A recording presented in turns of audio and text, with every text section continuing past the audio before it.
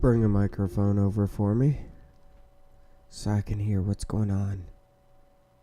Alright, so, how was the Christmas, everybody? Career. Yeah, start. Ohio Richlands. Dun, dun, dun. So, I got a bunch of a couple Steam cards. Now I'm trying to figure out some stuff. My objective is... I was thinking about picking up another game, but I wasn't sure which one. Oh, I was going to keep playing this one, don't get me wrong. But I was looking at, like, Furthest Frontier. Excuse me. Or Transport Fever 2.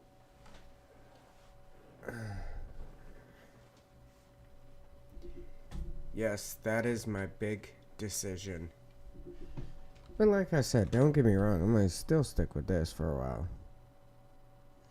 Till I get bored of this map, go to the next one. Yeah, we know how that goes.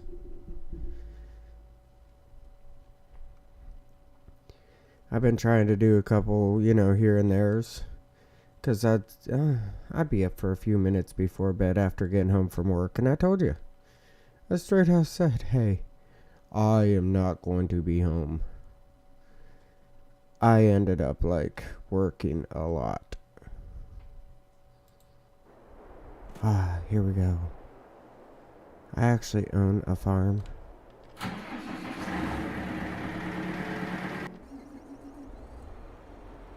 There we go.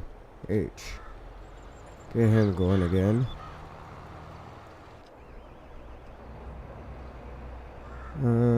H. Something like that. I know, I'll probably have to run right back down the edge there.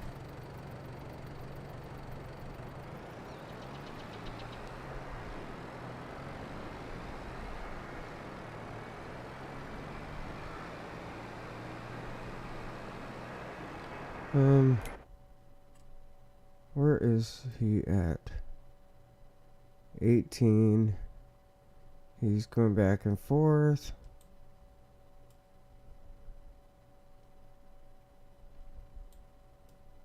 $31, he's right there. Okay, he's right there. Alright.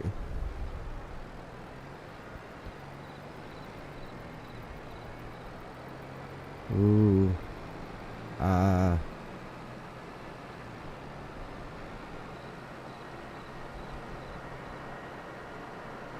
But yeah, I was so tired when I was trying to do this map. I mean, I wasn't even really trying to do the map. I was just trying to, set it up for doing the map. There we go.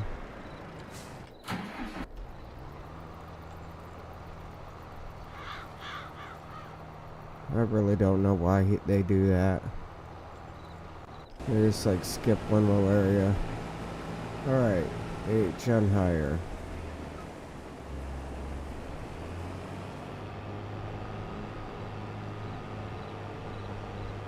Yeah, I was crashing into trees, everything when I was bringing this guy on.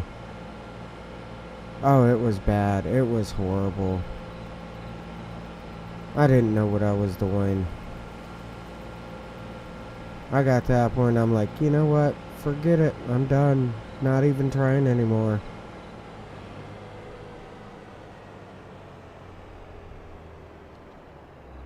Hey, what's up? 56 is in the 40s here. What's up, Byron? Missed you.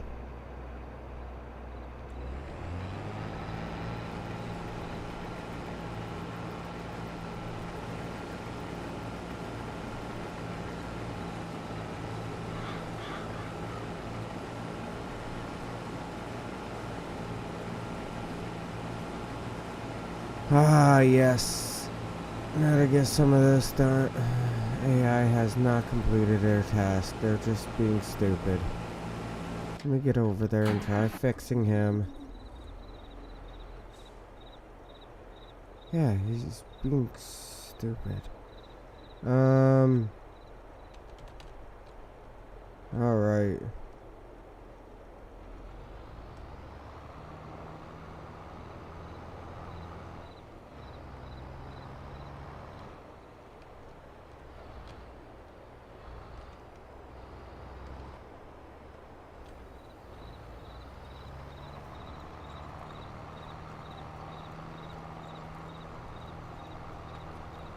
There we go. It's pretty straight.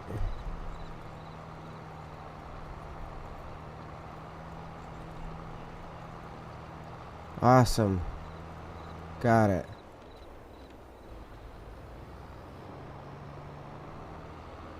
I was messing with my cousin Sophia. Oh, okay.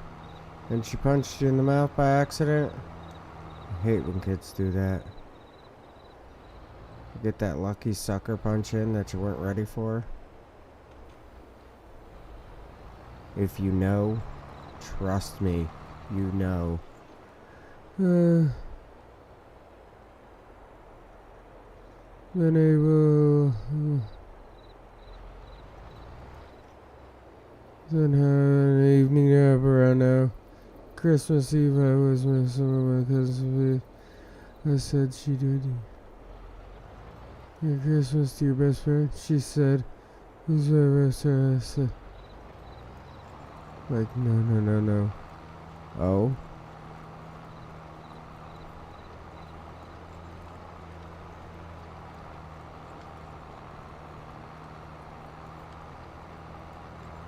Isabella messed up my brain too much.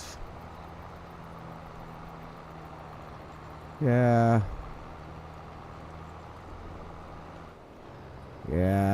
That's why I have exes.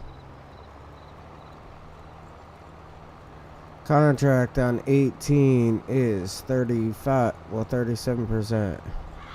It's gonna be a little bit higher than that real soon. There we go. Maybe.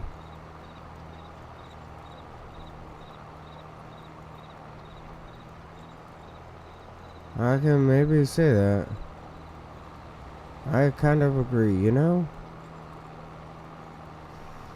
Ah, yes, I can't wait. Get all this all done. Bring in some extra money.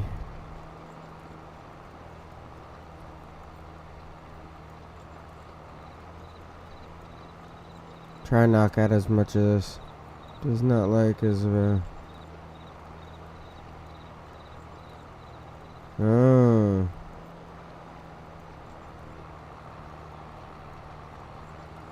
There we go. How nice this is starting to look. You see, when I come out to do something, it starts looking a little bit better, like it's supposed to.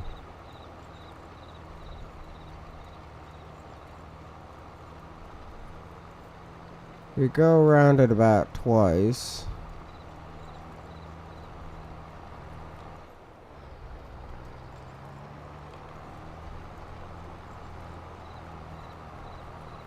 After you get around about twice, everything kind of seems to start working out a little better. Got all this that's getting done. It's a lot of work.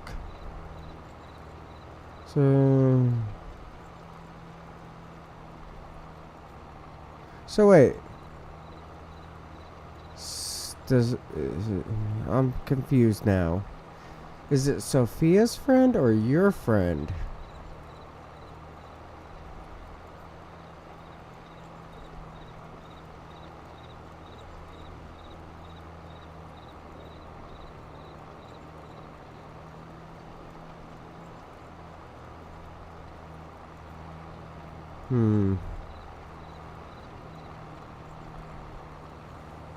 Now to make one more good cut on this. Here we go.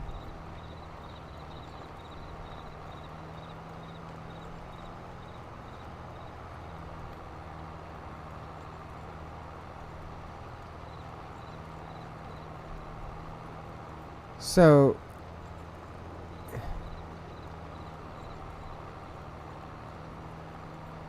Isabella is your cousin.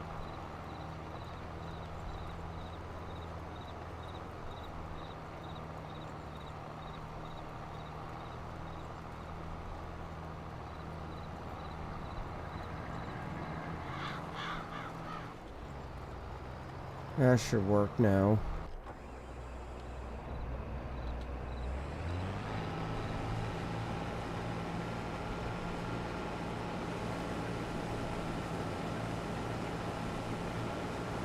Hello, Dawn, too. For the first time since October last night. And how did you feel about it? Feel like this is psychology ordeal. Yes, how did you feel? Ah, both of ours. Okay. So the three of you are family.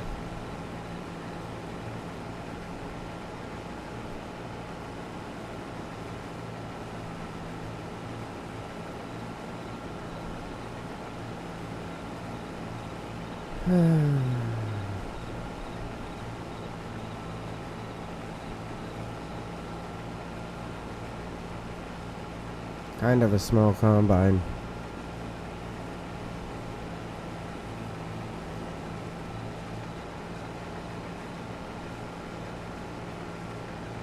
I forgot how to play. Well, a buddy of mine just got FS22 for Christmas, and he got a computer so he can play it because his old laptop was just too messed up.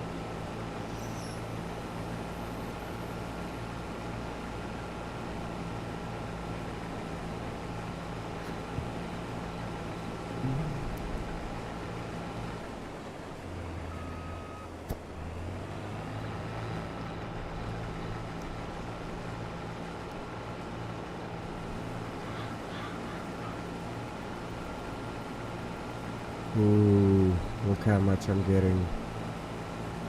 These are good numbers.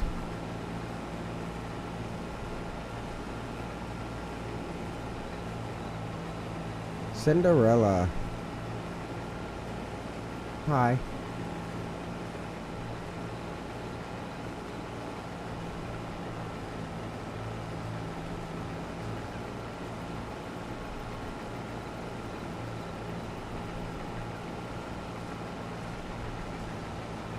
Oh, here we go.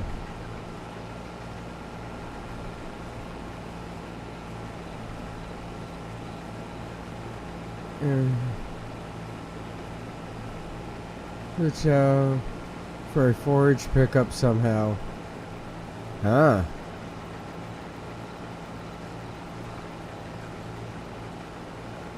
That's one thing that bothers me about some, like, mods.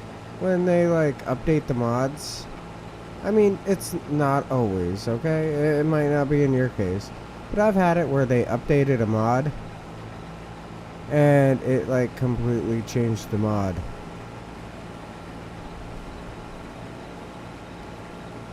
I'm at 72%. 74. Oh, man. This is the type of field I wouldn't mind, you know? It's simple, down and back. There's, like, really no complications to it. I wouldn't mind it. I think it'd be kind of nice, you know?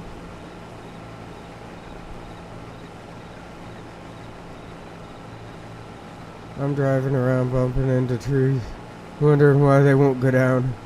Yeah, I hate that crap.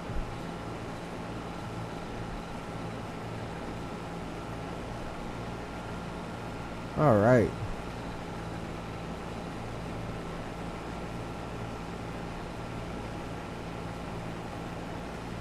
Almost full. Can't wait. 94. It'd be nice if I made it all the way to the end, but I don't see that really happening. I see me getting most of the way there. Not all the way. I might as well stop it here. And tab.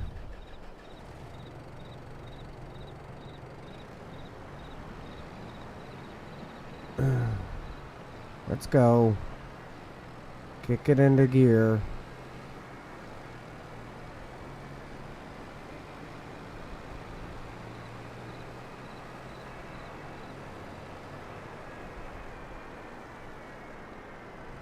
All right.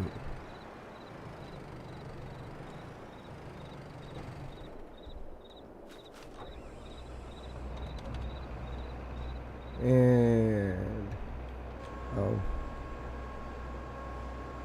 Named after a Disney princess.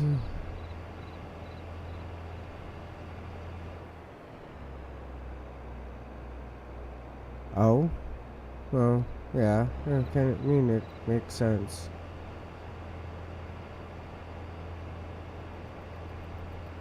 Oh, you're already off, Michael? Alright. Have a good night. Ah, yes. Dump some weight. I prefer the older Disney movies versus the new ones.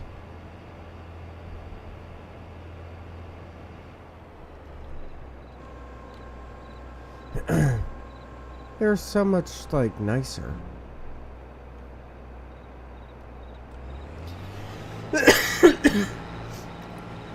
They weren't, like, all CGI and everything. You know?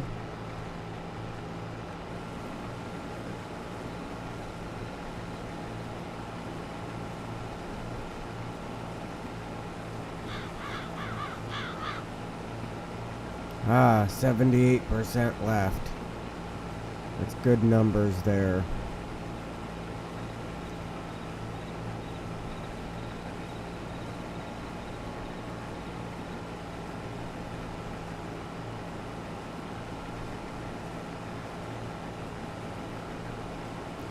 This one's 20%.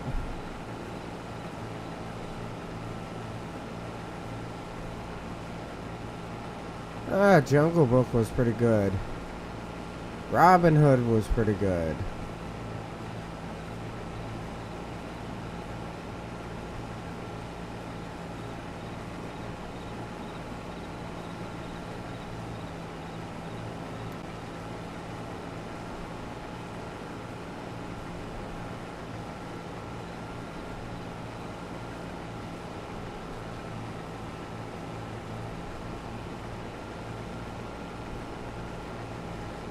I mean, Peter Pan was good. I liked Peter Pan.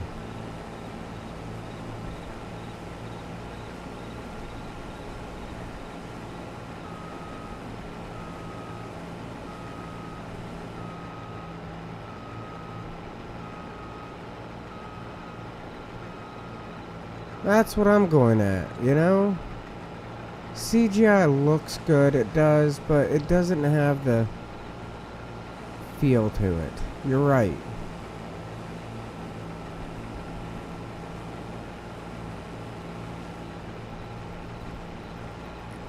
The newer storylines is not as meaningful. I mean, don't get me wrong. I think that they're good, whatever. But they kind of started going downhill.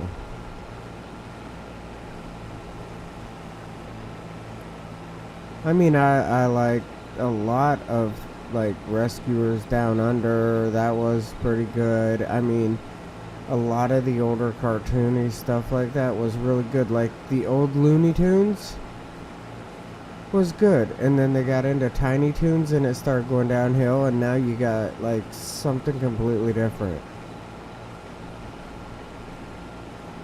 I mean, I loved Space Jam, don't get me wrong, but it's just you don't have the feel of it anymore.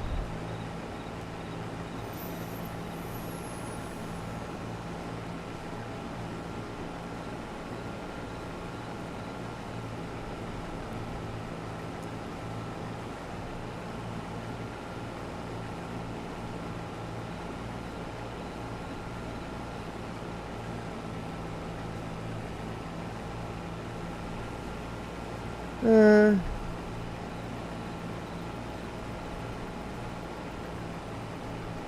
I like Peter Pan because I don't know, I've always been into like pirate ships and stuff like that, you know? And how the Lost Boys were like, how they lived. I mean, books, Huckleberry Finn, stuff like that. I liked that. I really did. I thought that was awesome. The whole running away and all that. I mean, it just takes you out of today's reality.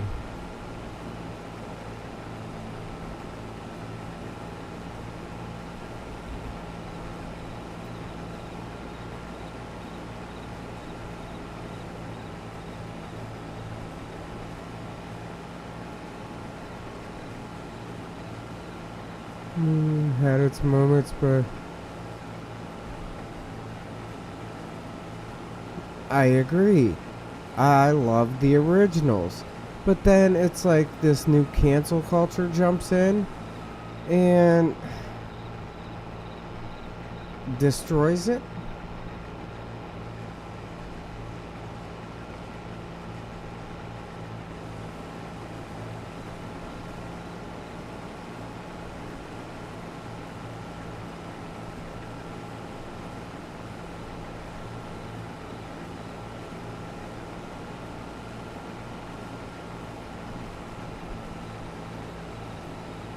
Ah, this field, it's like so. It's getting done so quickly. You do a couple rounds on it, and then it seems like everything's good.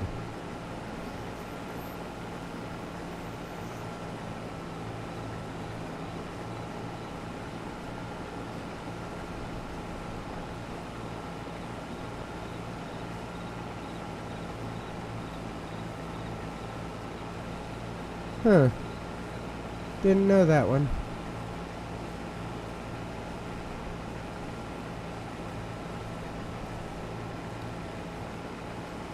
Like the Addams Family. I mean, I like the Addams Family.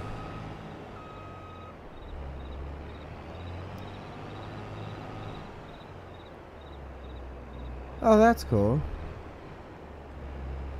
Now, is it the dress that you asked for? That's the bigger question.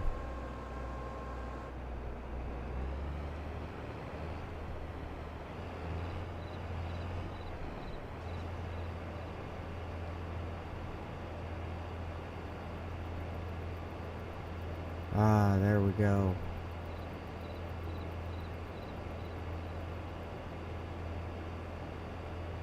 It's filling up so nice.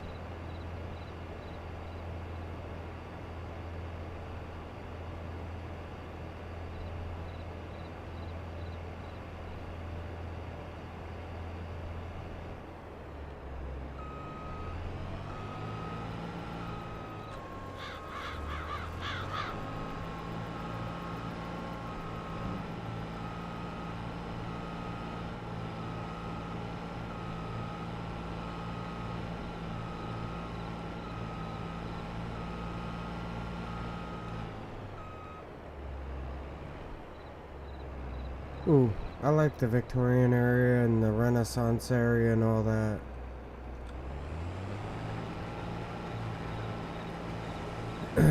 So is it one of the hoop dresses where it's got that big puffy bottom, or is just the back of it more of the puffy area?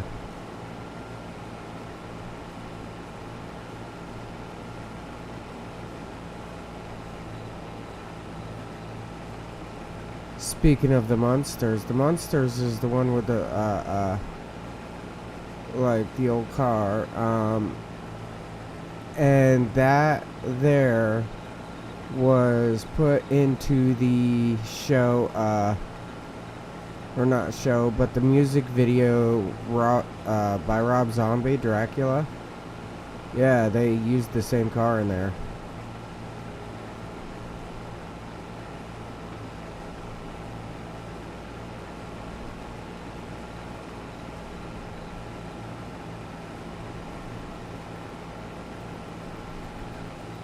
Oh, I like the hoop dresses. I like the bigger dresses like that. I think them are awesome how they were done.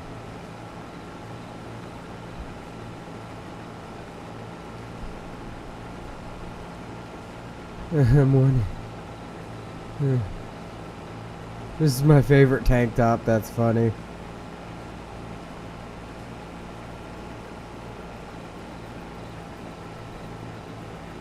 Speaking of that, I watched a video from the Fat Electrician.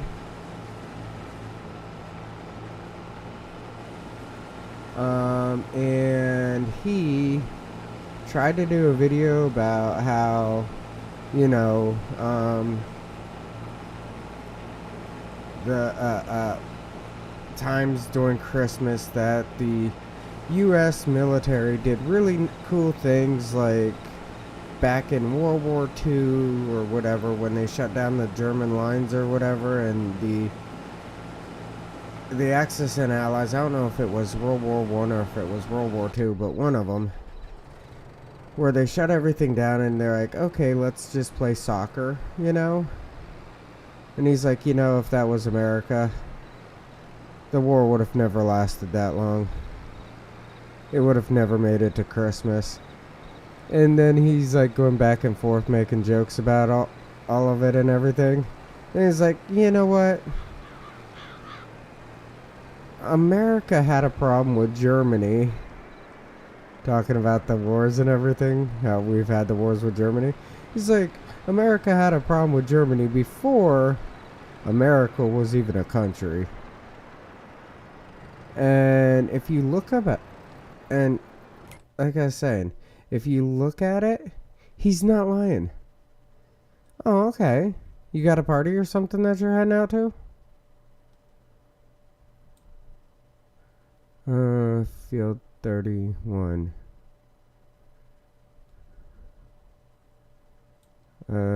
Go here, go all the way up and around and over. But if you look at it, when George Washington crossed the Delaware, it was Germans there that they went after and attacked.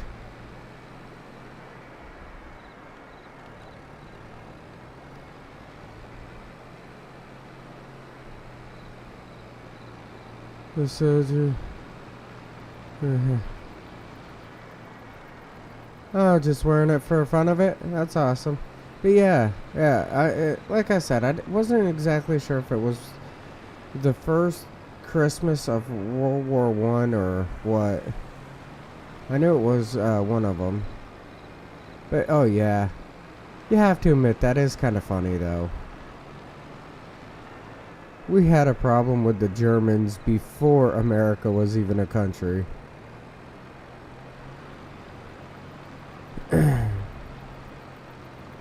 Haitian mercenaries, yes. Aha.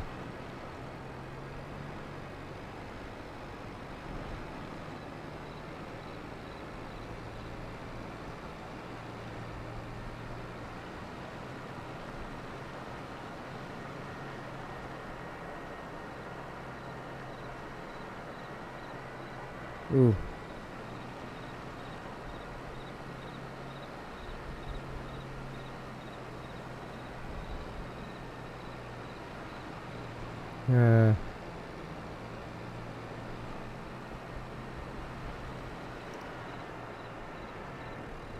Soon on here, not very far in the future, I will have my own field.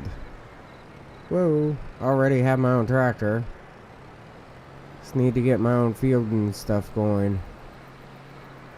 Here we go. Coming around.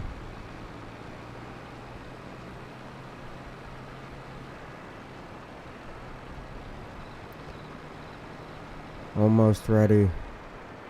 The French were our best friends in the Revolutionary and Civil War.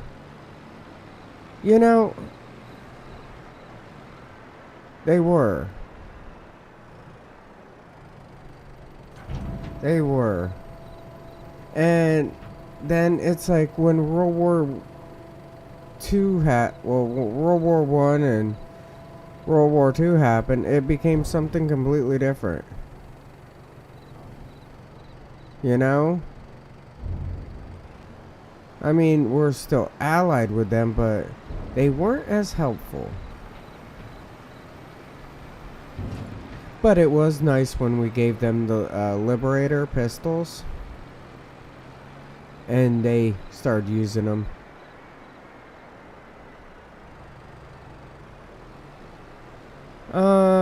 I chose the harder version on here.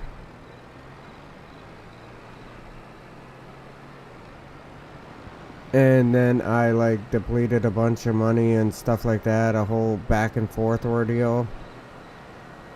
So I started with like 24 grand just to make it a little bit harder on me. Because why would I want anything easy in life?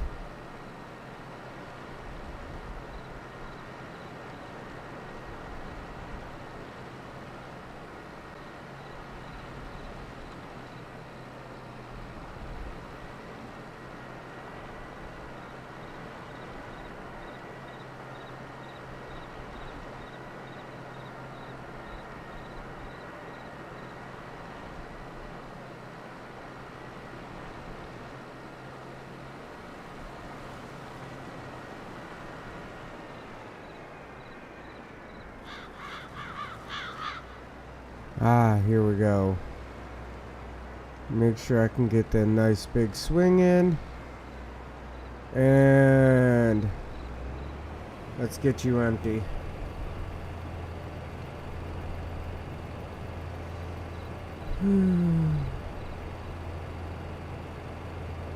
But there's but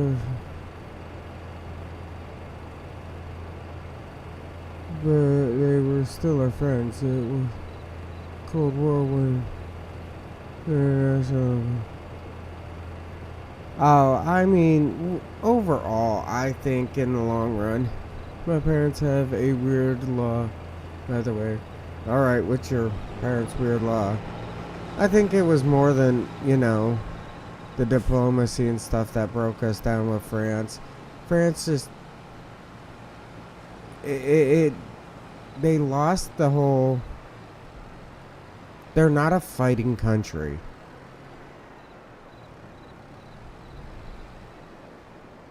Like, after World War One and stuff like that kicked in, it's like they didn't want to fight, it seemed.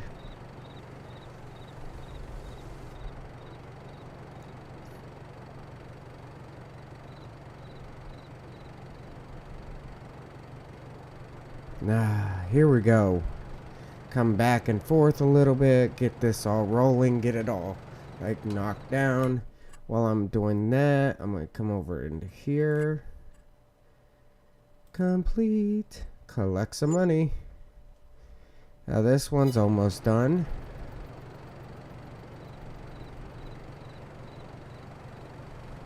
Yeah, what's this weird law? I like weird laws.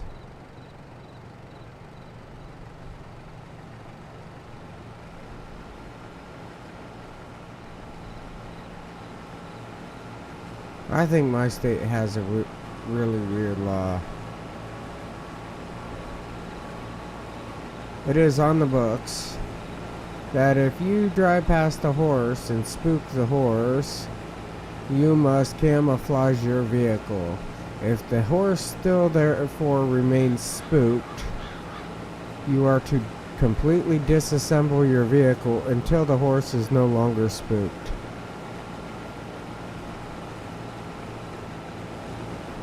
That's a weird law. I think there's another law where if you're driving at night, and it's foggy out, you're supposed to have somebody walk in front of your vehicle with a lantern and a gun, and every intersection that they come across, they are to fire one round into the air, wait for a little bit to hear if anybody fires back, and if nobody fires back, you can continue through the intersection.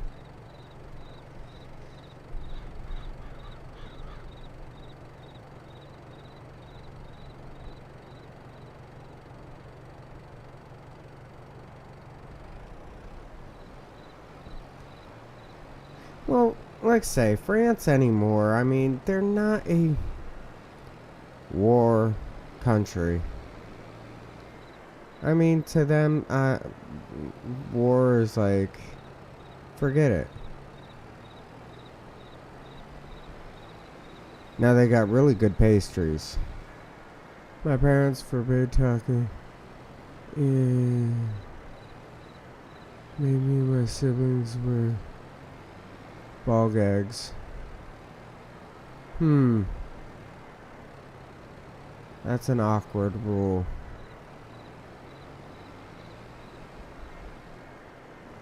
Woman driving an automobile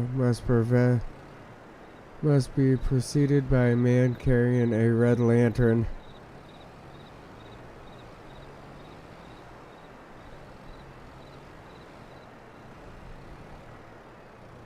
Ah, yes.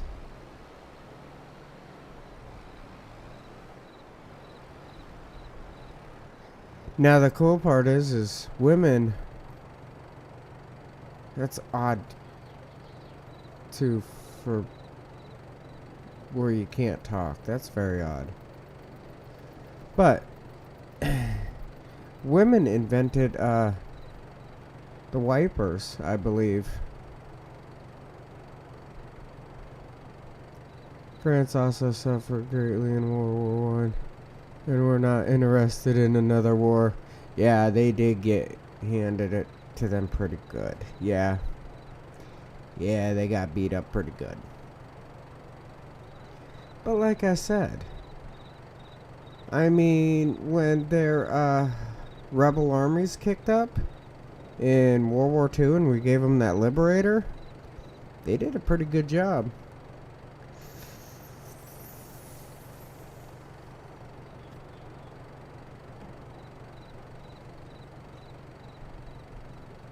The French rebel forces did amazing.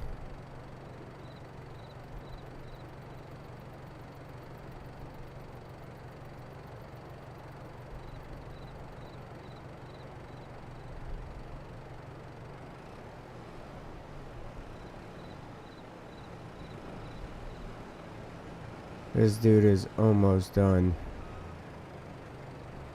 That's a good sized combine for this field, honestly. I mean, it don't complete it in like 3 passes, but yet it's not going to take all day like a Buffalo.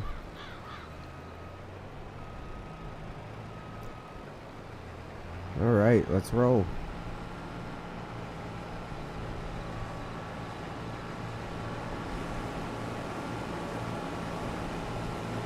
And the whole wearing of a ball gag, I really think that would be going under the whole form of child abuse.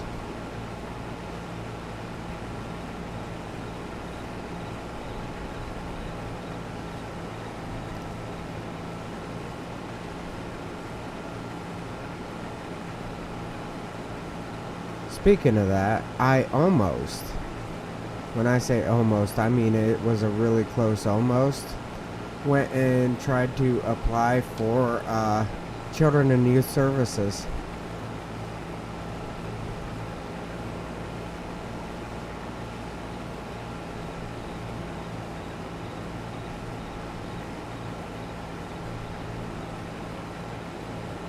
Well, wasn't Joan of Arc French?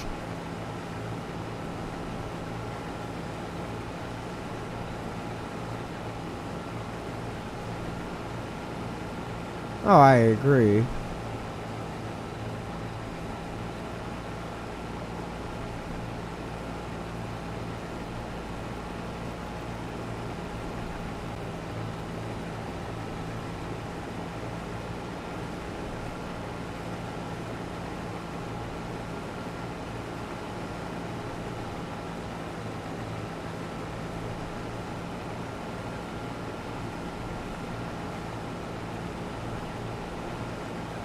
Oh, yes. Almost filled.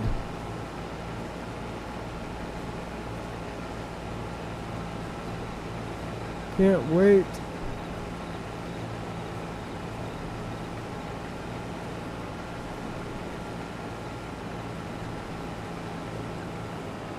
Ah, love it. But yes, overall, on here, I think I bought the chicken farm. Pretty sure I bought the chicken farm. So, I'm going to be needing to, like, get everything for the chicken farm going.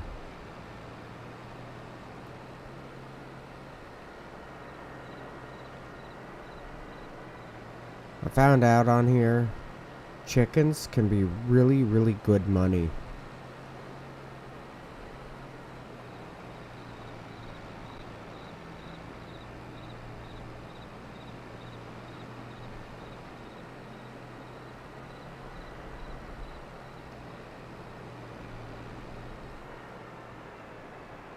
Oh.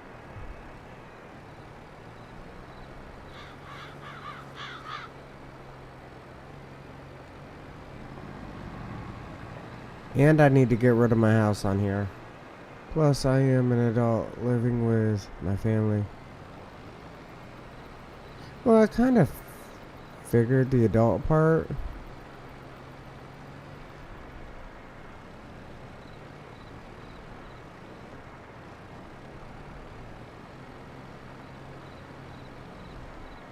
I don't have many people under the age of 18 that want to watch me.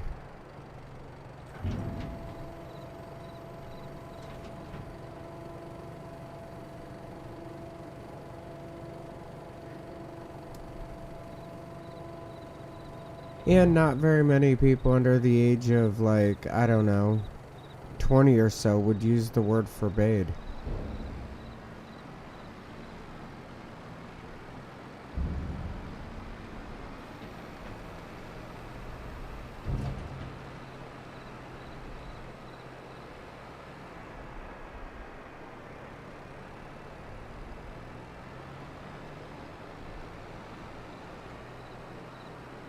Ooh.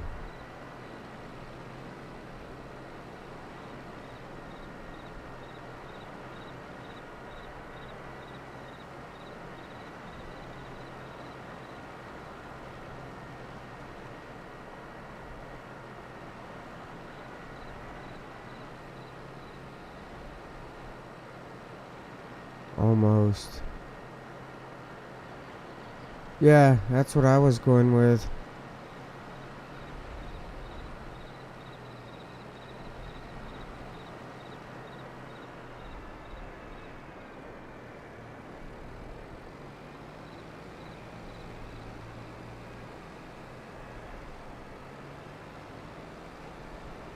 I remember those days I was in my early 20s.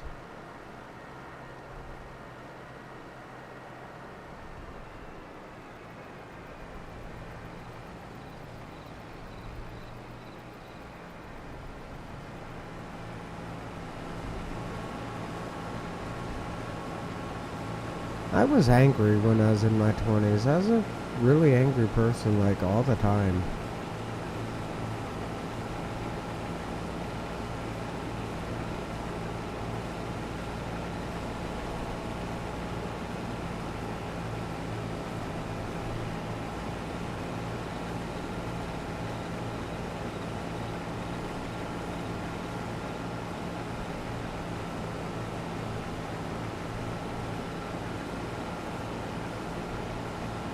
Now it's pretty hard to get me upset. I won't say it's not possible.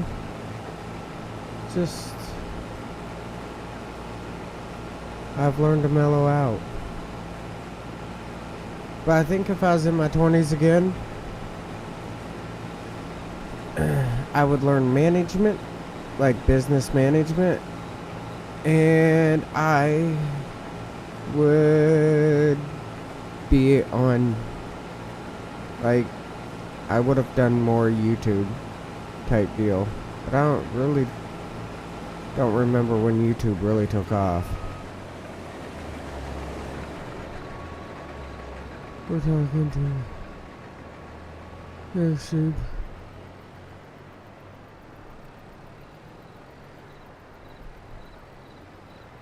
Huh. You know, I never really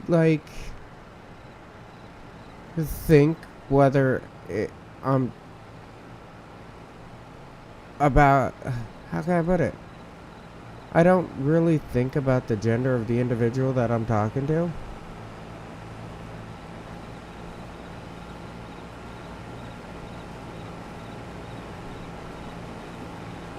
I mean, the best way I can put it about that is it has nothing to do with how I would feel about the person, you know? It's really cool.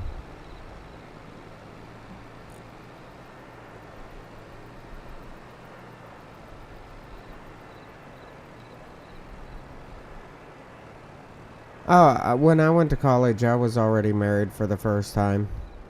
I only did college so I could learn new things. And I'm kind of glad I did because I learned a lot of new things. And I'm not talking like drugs and stuff like that. No, no, no. I'm talking more of like psychology.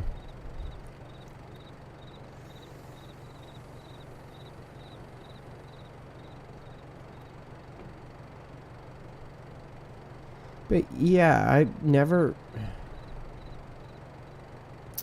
I think of the person for what they say, not what they could be. You know what I'm saying?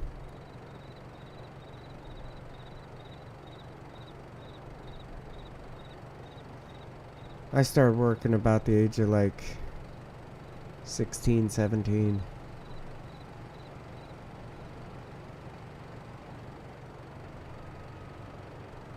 Oh, you're right. You're right. You can tell. I find people very interesting. Well, let me phrase it differently. I find people very boring. I find a person very interesting.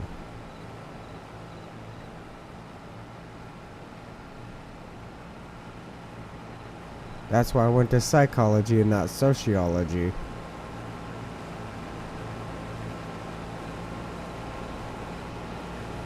An individual is very cool to learn,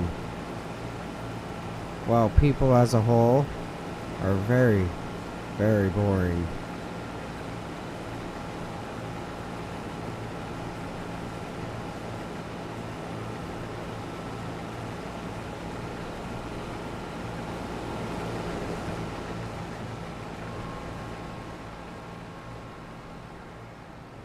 And then I had this one psychiatrist look at me and say, people are very boring. Medicine is where you want to go.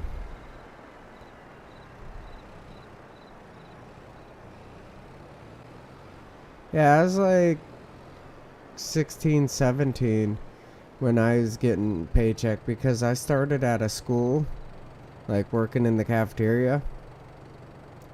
And then I went from working in the cafeteria, stuff like that, to my dad hooking me up with somebody that he kind of worked with.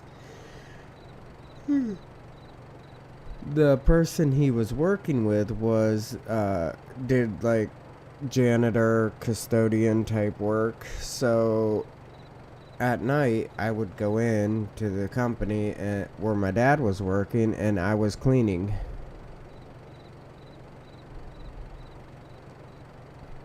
And as I was cleaning in there, it's like I made a decent paycheck. I mean, it was nothing major. It was like minimum wage. So I was making like $50 a week or something like that. And afterwards, it's like I went into the military when I turned 18. After that, I mean, I tried a bunch of different jobs, and now the job I'm at, I'm kind of happy with. I get a pension, I have a 401k going, I have all this different stuff like rolling in, and I mean, I'm happy with it.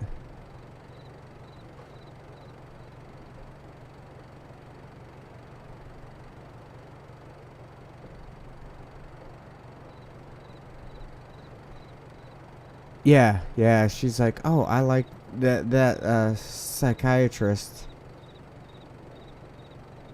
is like,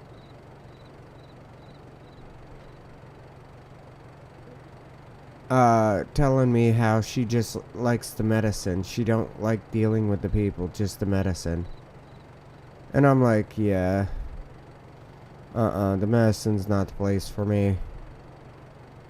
I'll go to psychology.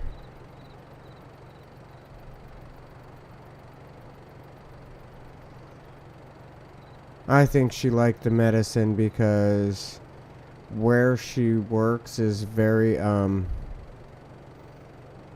Section 8 she works with, so she can just stuff pills down people's throats and they all believe her.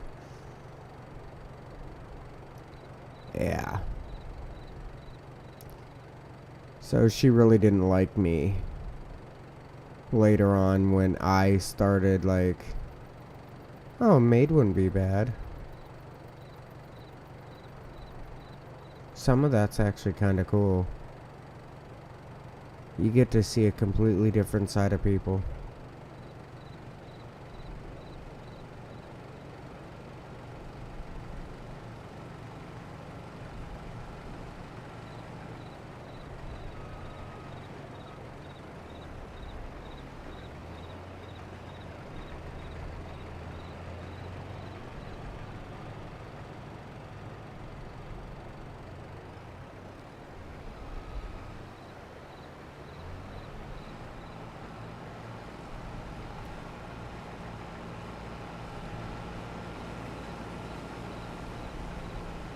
Speaking of the whole maid ordeal, the first movie that my wife and I have ever watched together, this was a long time ago, is Maid in Manhattan.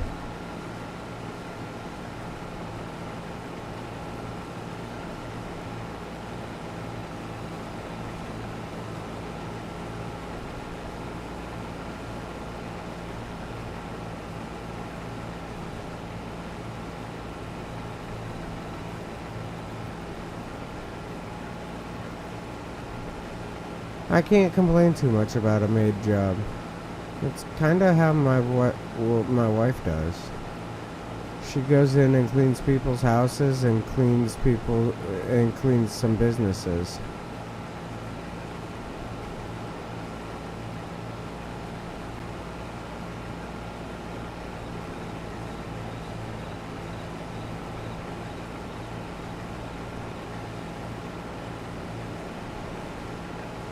I don't know, it's the movie with Jennifer Lopez.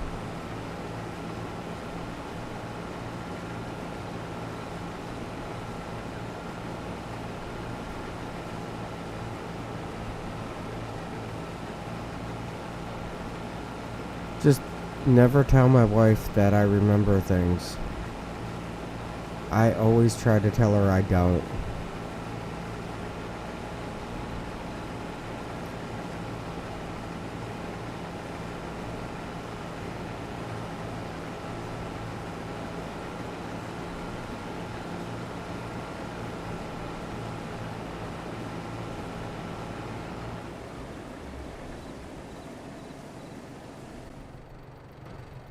Really?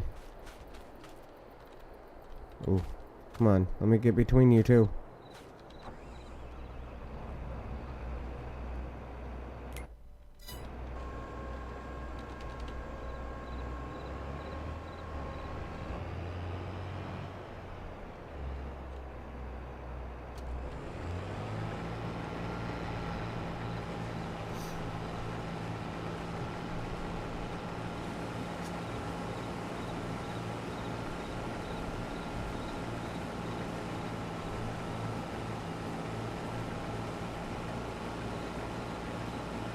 Oh no, this was like in 2000, I believe it is. Yeah, around 2000, Made in Manhattan came out.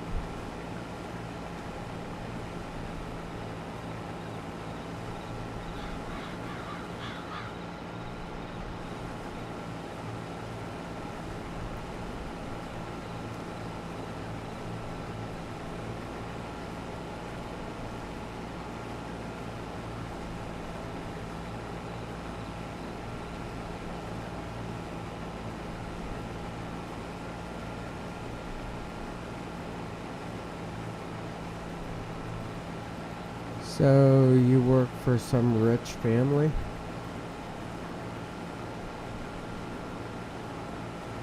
That'd be kinda cool. Awkward, but cool. You see, I couldn't do that. I run my mouth way too much. I'm surprised I haven't got fired at work for how much I run my mouth.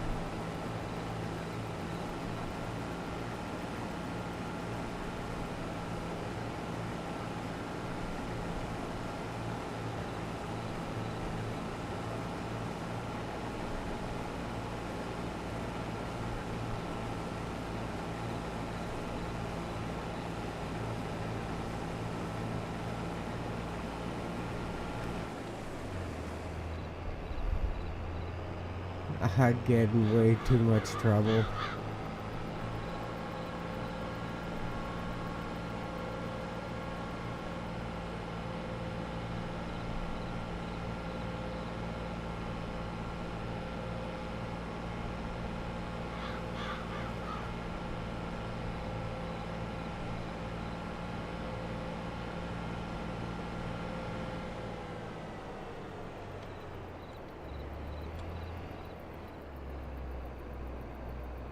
Alright, I don't think I'll make any money off of 200 and something, so honestly,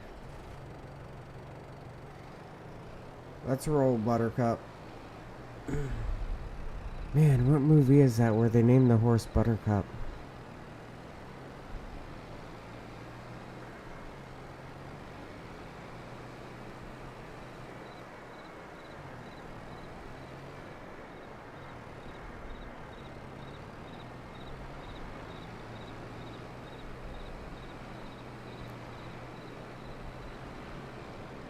Well, when I was in the military, I mean,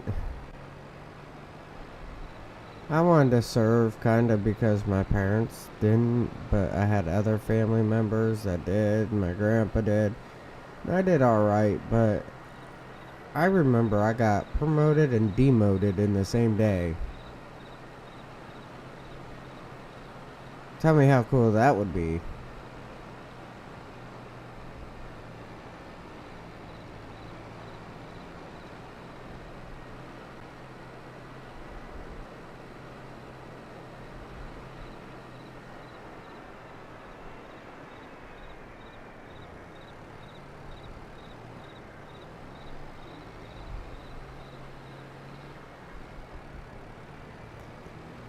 Alright. Now, as soon as I dump this, I think I'll be good.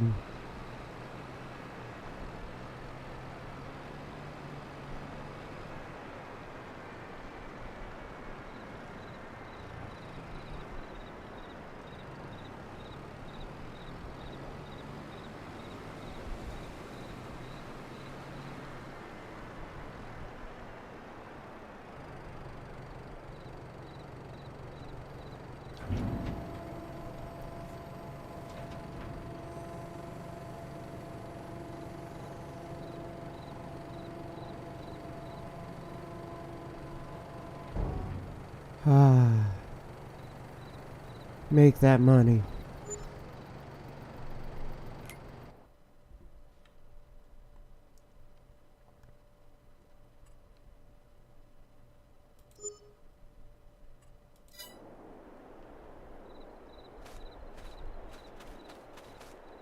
Uh,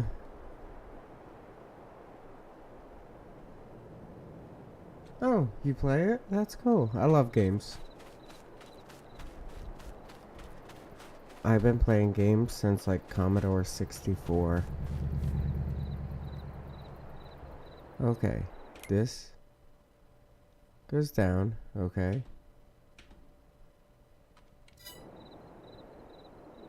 This goes down time, that goes up in time.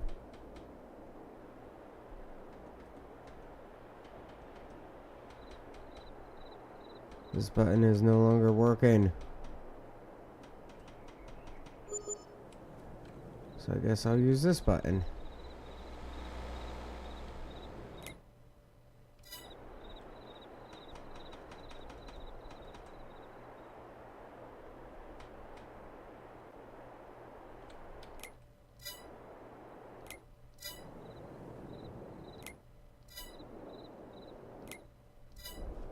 Yes, I gotta go back and forth.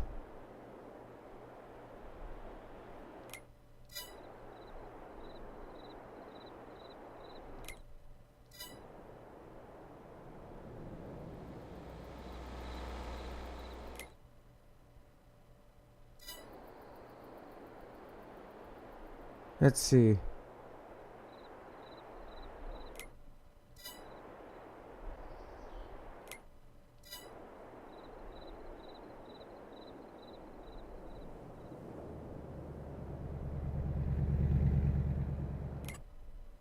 Oh. And drop time, like, through the floor. Harvesting. Let's get field 20.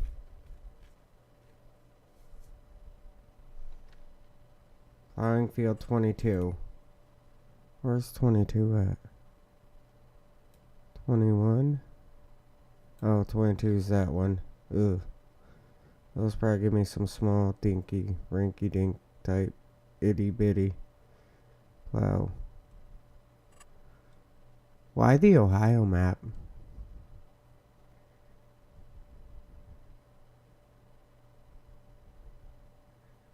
Field 20. 20.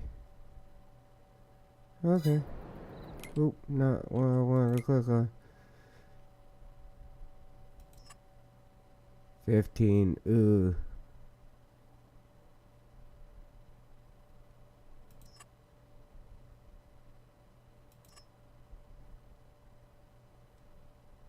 Alright, let's hit them. Accept and borrow items. Field 20, back.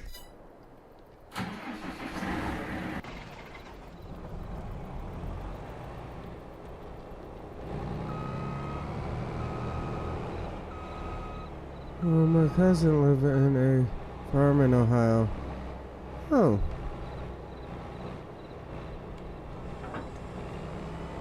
Yeah, Ohio's like, I don't know, 20-30 minutes from me. Depending on how I go over.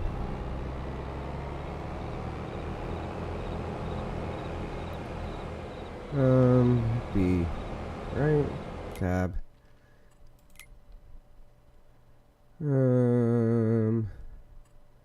Set destination. Let's go here and here. Okay, good.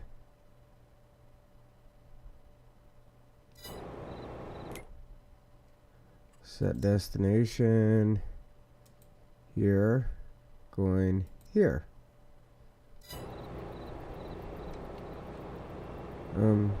Drive.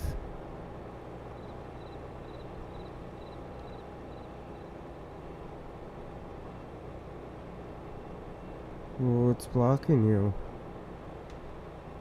Is it your front end?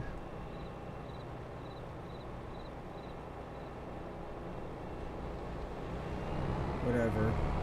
Shut the lights off. I'll do it myself.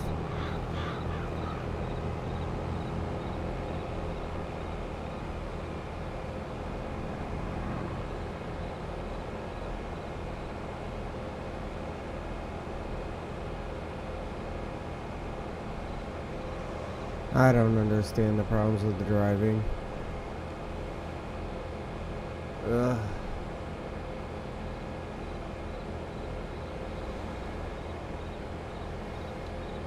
I kinda enjoy this.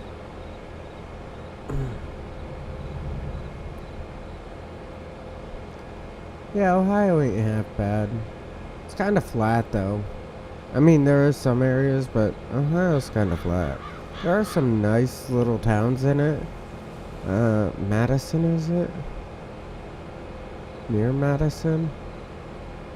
Something like that. I mean, the houses are amazing. The town looks so nice.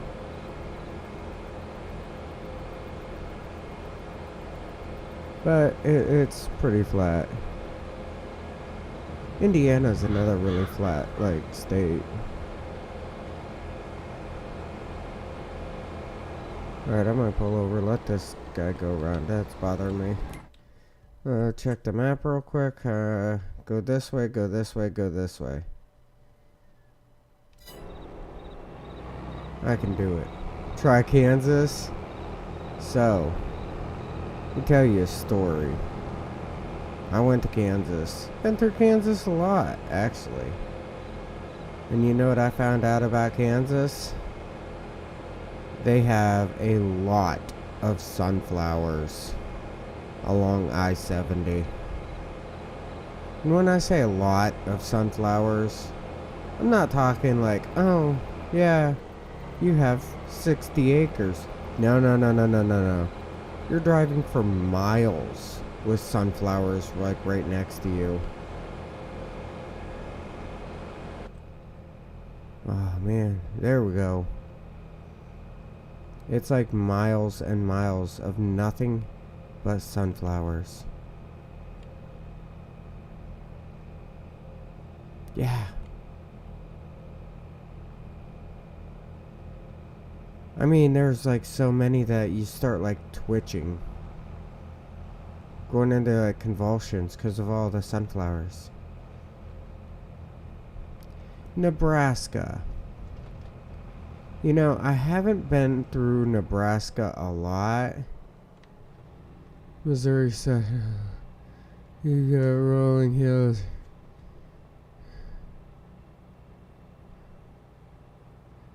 Yeah, I haven't been to Missouri, well, I mean Nebraska a lot. I've only been there a couple times. But, I mean, it's like, to me, it was alright. You know?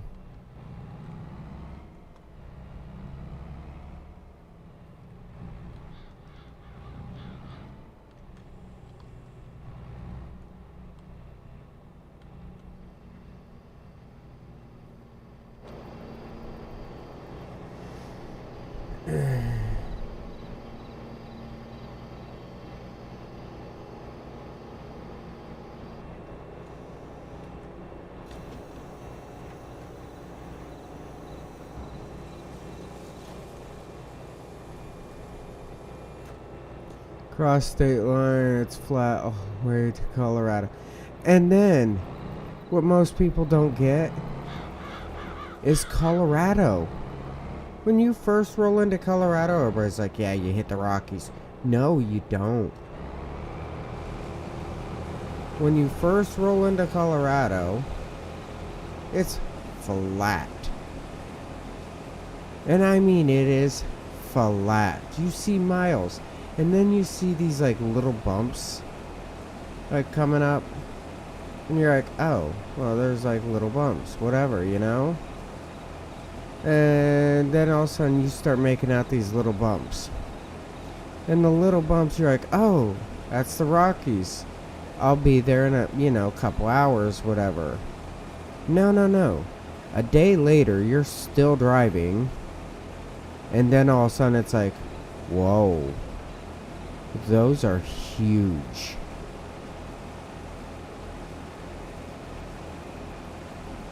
Yeah, when you really get up onto the Rockies, they're so huge. And then you go through like Vail and all that, it's like, whoa. It'd be...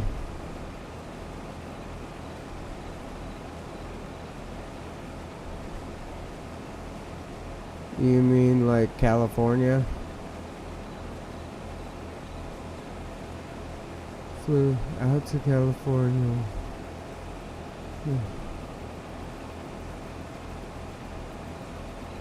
Oh, yeah. I was flying with this one company, and it was like, I can't even tell you. You go through the Midwest, and you understand why the song Flyover States is an actual song. You fully can appreciate the meaning of that song.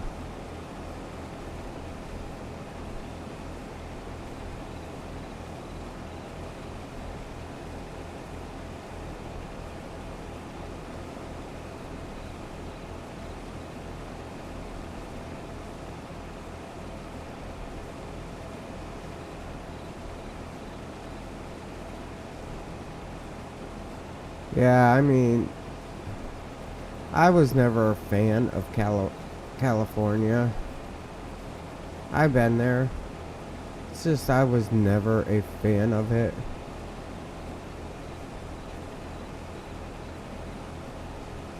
I have 100 reasons why I'm not a fan, but the wife wants to visit. I said, sure, whatever. You know, we can go. If it will make you happy, I'll do it, you know?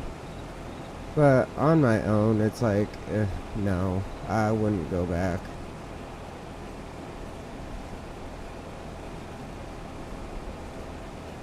Like most states south of Maine, between Maine and Pennsylvania, alright? And you can include New Jersey on that, and you can include Washington, D.C. I prefer not to be in any of those states, really.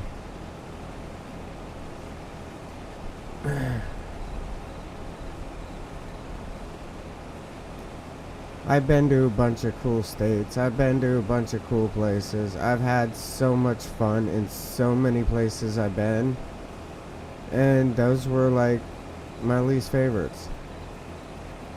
It doesn't look there anything down there. Some places. Oh, that's like what is it? Wyoming? Not Wyoming. Oh man. It's not Wyoming. It's over there by Colorado. It's not It might be Wyoming. Warplane, Wyoming, maybe? I don't know. I'd have to look at a map. Either or, one of the places I was going through, whatever, I seen like this little pull off on the side of the road. So I hit it. I was getting tired. So I hit this little pull off on the side of the road. I took like a 3-4 hour nap at least. And I wake up next morning. And I look at a sign that told me the name of the town, whatever. And then it said population 4. And I saw like 2 houses on the hill.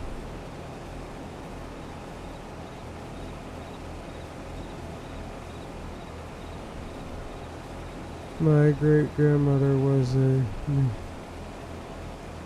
who sailed across the Atlantic on a ship called SS France. Oh, that's cool.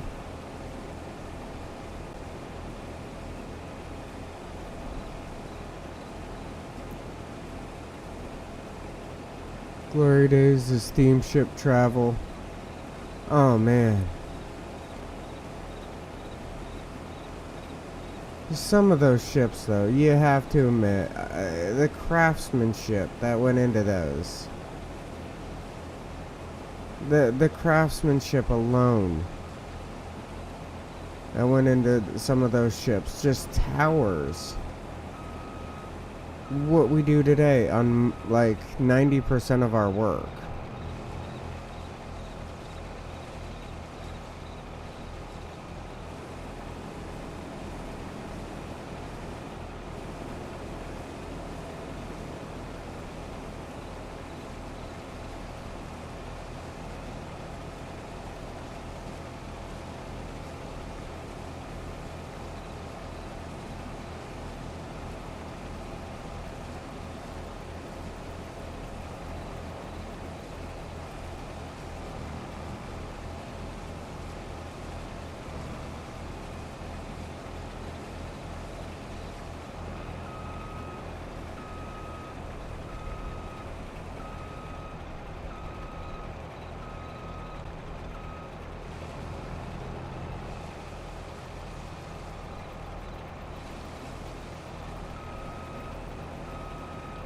Hmm. Go on the edge of the ocean liners? Yes. Yes, I can go with that idea.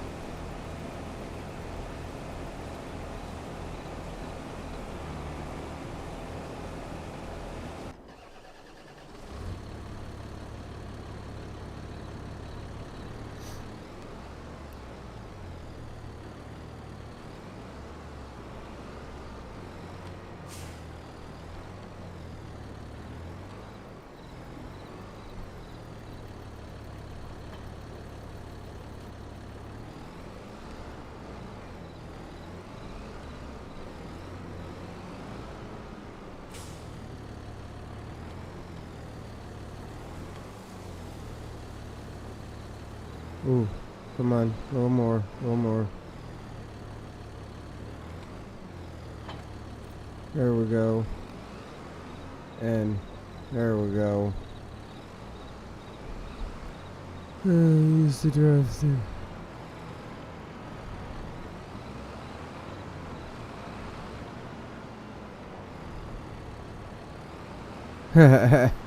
That's funny.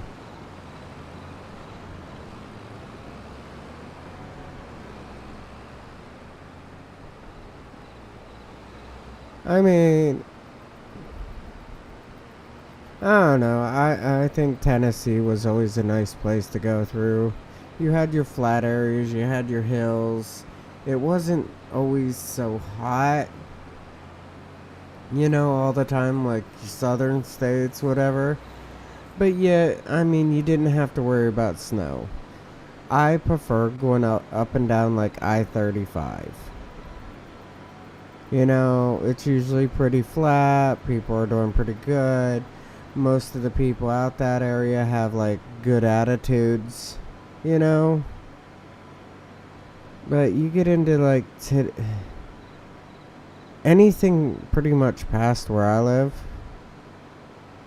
and the people are so much worse to deal with. They're impossible.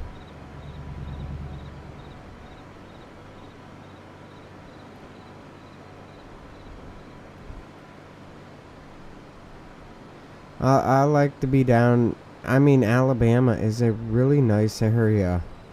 Mississippi, Texas, Louisiana. I mean, even all the way over to like Arizona. The people are so much friendlier.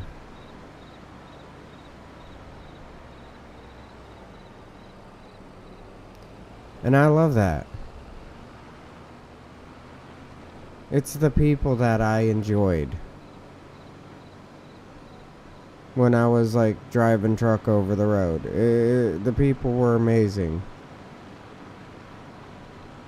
But when you got up north, it became a different story. Actually, it's just the Northeast.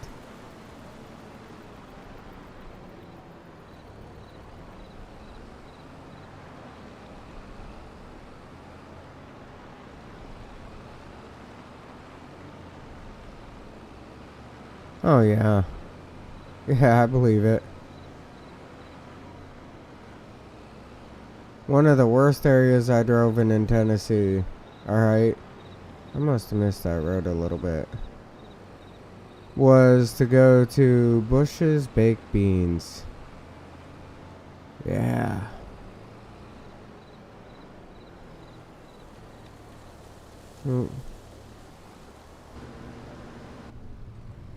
Bush's Baked Beans. The reason why that was one of the worst places is in the semi, you're driving through. And as you're getting through these areas, you're turning at the point where it's like the truck and trailer are almost on, well, they are on opposite sides of the road.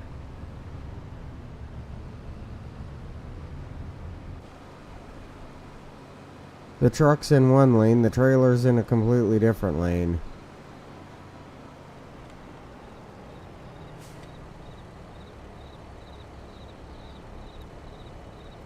Oh, look at this.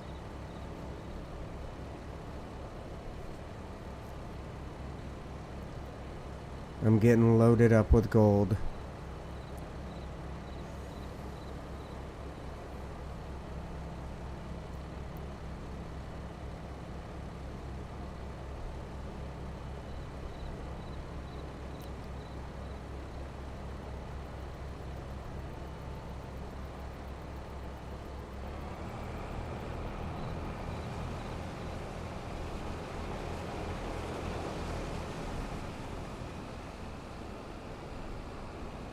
Oh, the Air Force is kind of cool.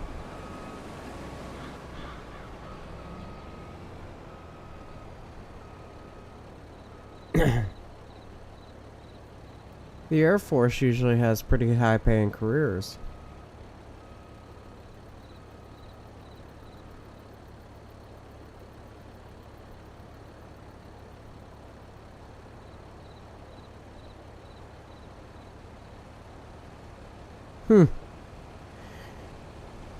What is it? The Iowa 80 truck stop has one of my favorite trucks in there.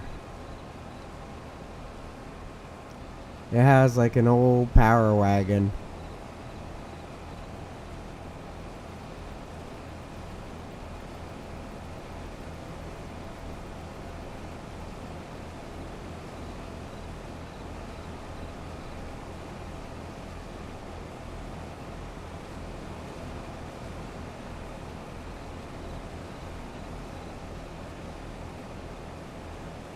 Ah.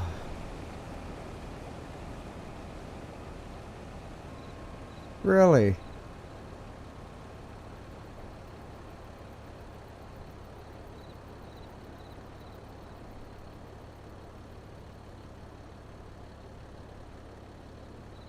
Really wants to be a firefighter.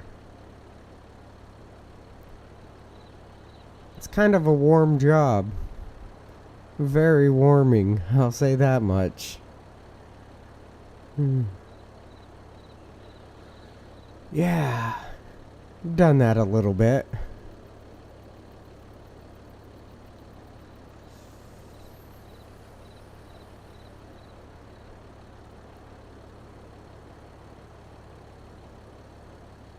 Luckily, the last fire I was in, car hit a tree. Everybody was okay. Car hit a tree, spun the rear end around, facing the house, and the heat from the car burning up caught the front of the house on fire.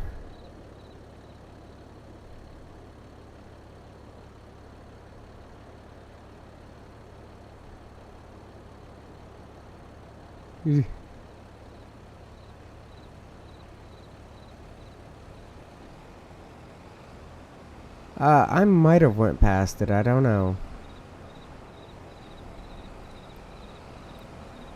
I remember going past, what is it, Lima, Ohio? That dog food plant over in that area. And as I was going up there, what you do is you park down the road and wait for them to fill up your trailer. And I'm like, you know what? I'm gonna go to the truck stop because it's gonna be a few hours. I'm like, I'm gonna go to a truck stop, get a shower and everything. I'll be back. They're like, okay. Well, truck stop's like a little ways down the road. Burns like a car, and it stinks too. Yeah, it's. Most things don't smell too pretty when you burn them. But I hit a deer, locked up my drives on my truck when I hit the deer, and I locked the deer underneath my drives on the truck. Well, when I released my brakes, it kicked up the deer, and when it kicked up the deer, it shot out from between my tires and up on the hood of the truck following me.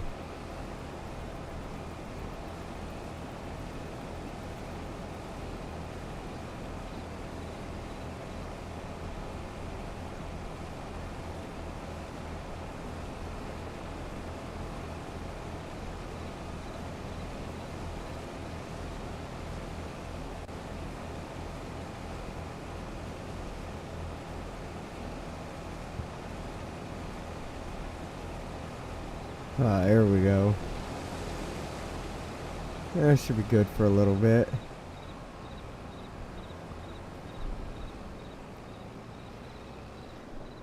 Yeah, we just had a class on the new Teslas.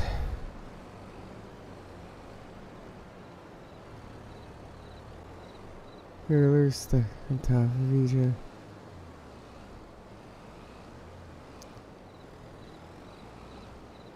Oh, that's cool. Now, speaking of pyramids, what is it? Not Nashville. Memphis, I believe it is. Memphis has that Bass Pro Shop. I think it's Memphis. Has the Bass Pro Shop with the pyramid. That's pretty cool.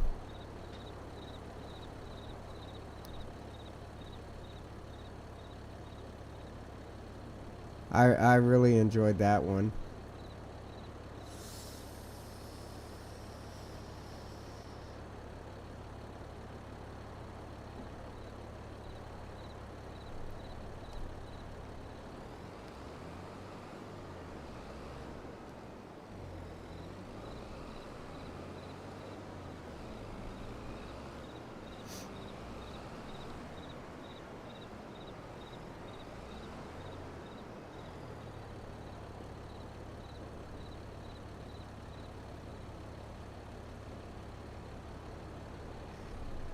And speaking of firefighters, I think the city of Erie pays like $70,000, $80,000 a year for their firefighters. They make good money. They make real good money here. Actually, in any city, they make really good money. When the town that I live in, the firefighters don't make anything. Where's the biggest store?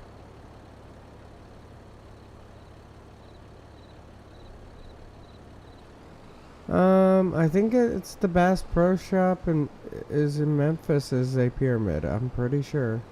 You might need to look it up.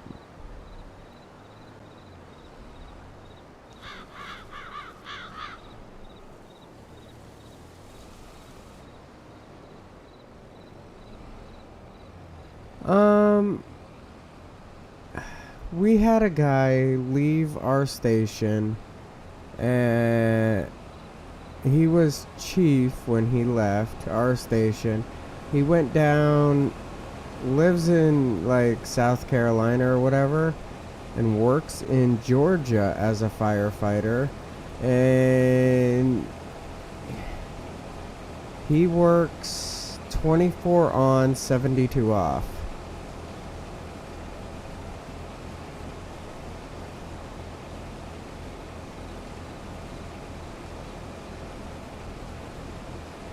As he said, it's not that it's hard, it's just physically demanding. And you gotta be on your toes.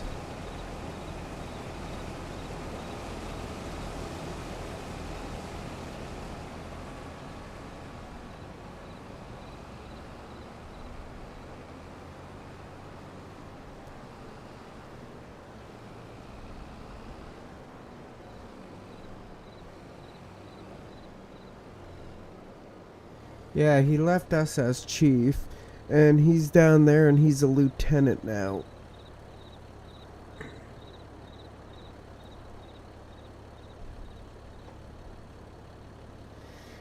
But he'll come up here. He's up here all the time.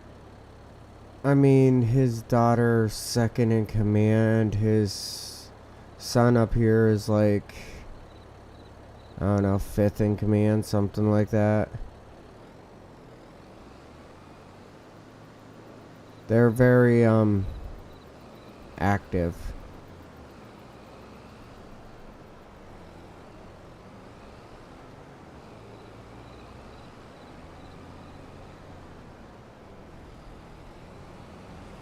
His daughter's also an EMT. And his son is trying to get a job where I work.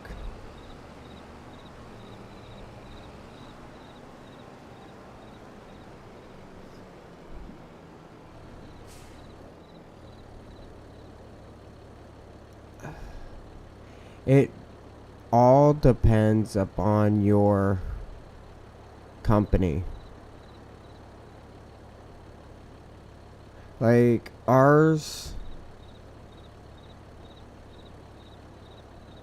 is the chief, deputy chief, first assistant, first assistant.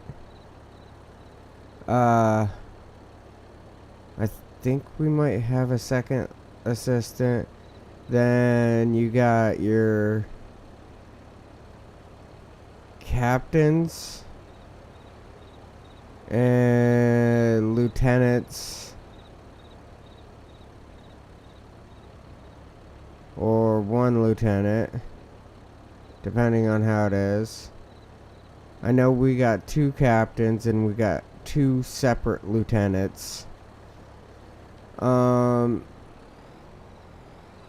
At our department, we got our captain for the fire side and for the fire police, which my wife is the fire police captain. And then we got our lieutenants, which are lieutenant for the fire police don't really run many fire police calls. He usually is driving a truck. And then you got your lieutenant for your fire side. And then for the fire police, we got the sergeant, and that's what I am.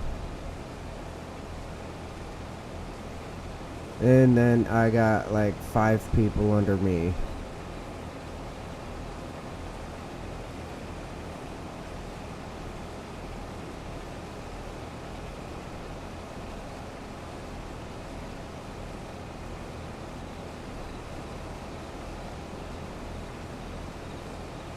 We were told due to our diversity in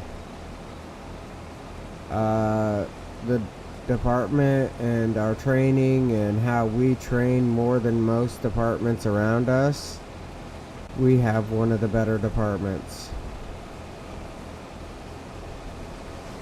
Because lots of departments around us don't do... No corporals.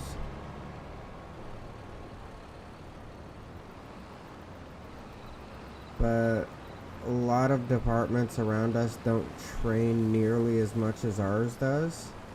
But we try to keep it as lighthearted as possible and try to, you know, have fun with it.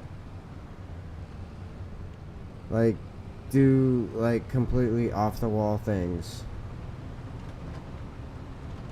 Like, for one of our trainings, we were using the ladder truck as a hoist to see if it would work.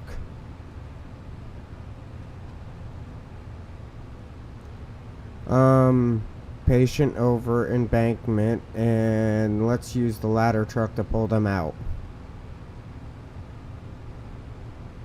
Yeah.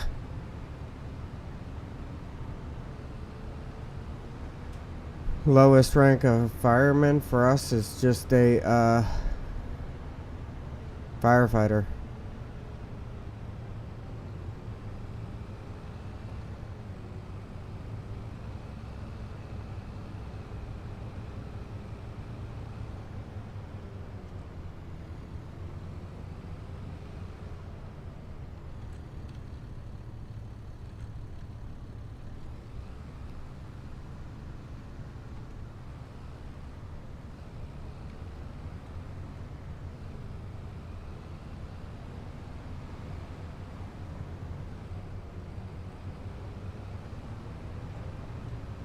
But honestly, I mean,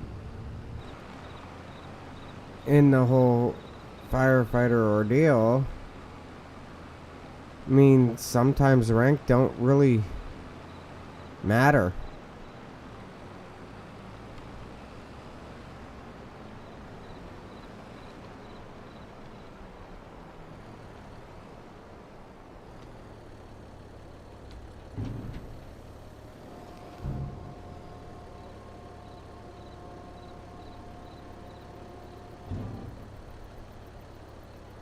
Yeah, I mean, that's a huge thing with us. We have to improvise.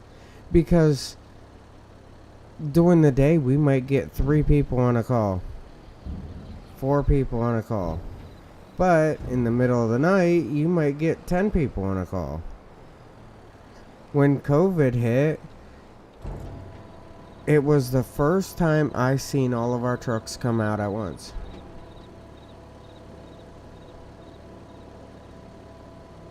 Oh, I'm always down for a random person saying hi.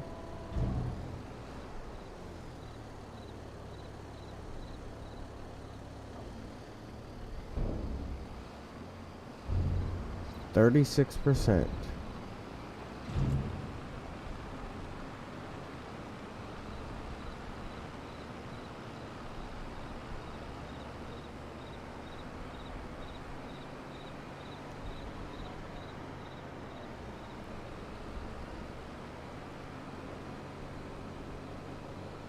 I mean, what, as I see it, okay, what's the problem with thinking outside the box?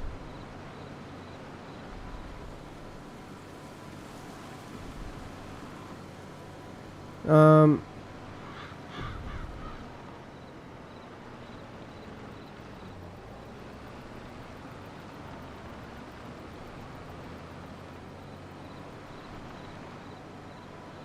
here's a good thought on that, okay? Real good thought on it.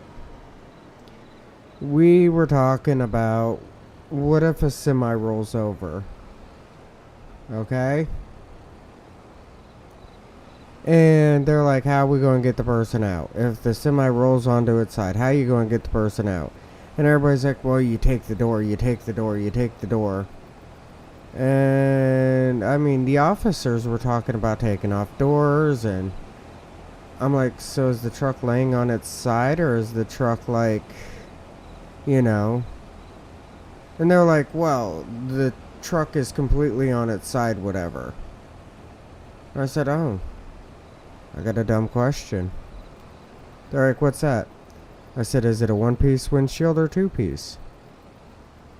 Well, what's it matter if it's a 1-piece or 2-piece? I said, because it's just a windshield. It's probably broke, cracked, whatever. Why not just take it out and take them right through the windshield? It's tall enough to stand up almost.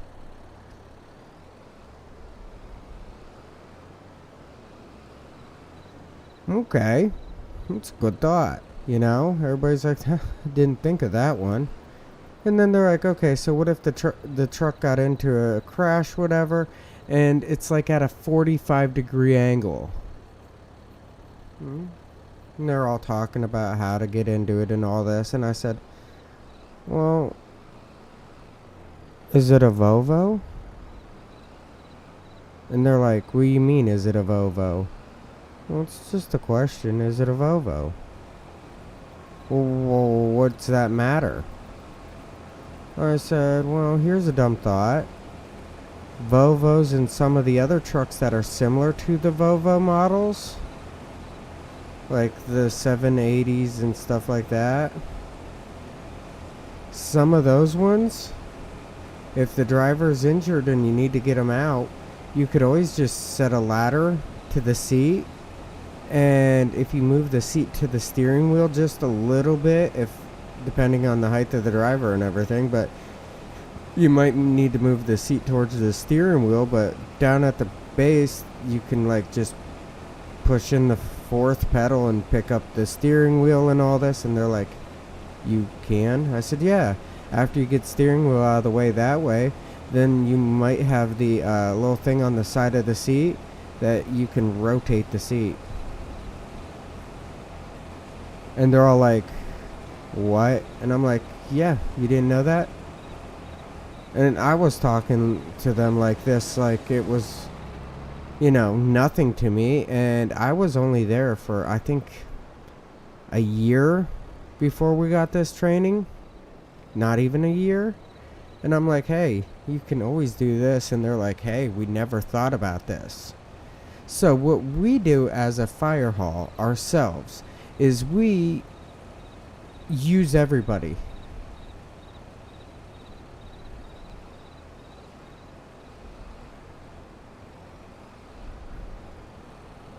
Yeah, we had a garbage truck catch fire too not too long ago.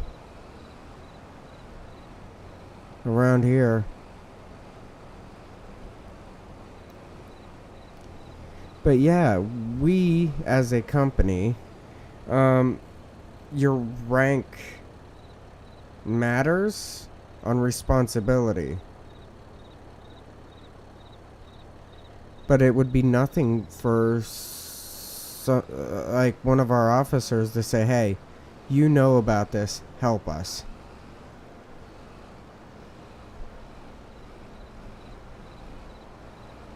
That's how we deal. We don't. We're not a big fire department, but we work very well together. We are like family. Where one person might lack, another person specializes in. And one of the things that we try to push through everybody's head, there's two types of information. The type that you know, and the type that you can get. It's a firm belief for us.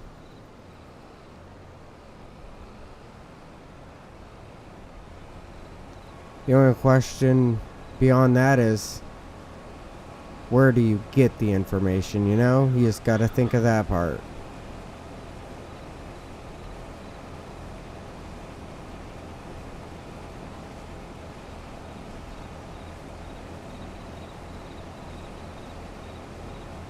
No, you can't train everybody on it, you're right. You can't just do all this different types of training, because if you are, you're training every single day. We don't have rookies. A probie? I've heard it called that too. But we don't have that rank. And a lot of the stuff that we do is based upon what certificates we have. But if you go, I don't know, 5-10 miles down the road from us, that department, to be a member, you make it to 2 meetings, 2 consecutive meetings, and they can automatically consider you a member. For us, you go in, fill out your paperwork and everything, then you start heading to the meetings. After you start heading to the meeting, then you can head to a couple of the meetings. The next monthly meeting, they vote on you. After that monthly meeting, it's 6 months after that, they vote on you again to see if they want you to be a member. And then after that, then they can start doing all your training and everything. Our training matters on everything for us.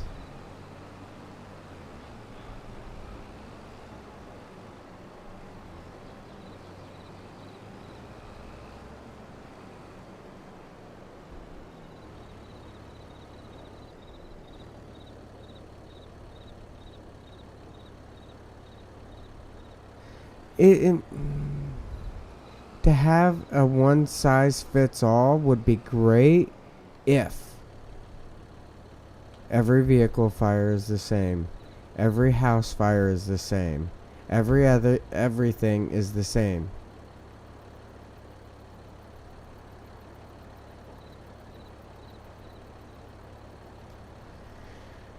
We don't hire anybody. Ours is all voting. Because we are a volunteer department. But I mean, like I said, everything's different for us.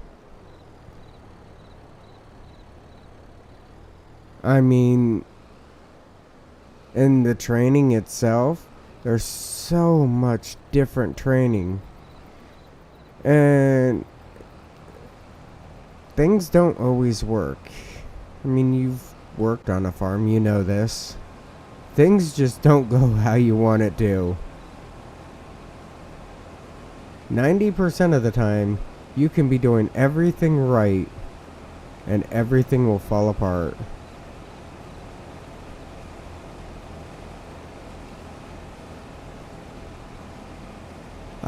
Prime example, we had a house fire.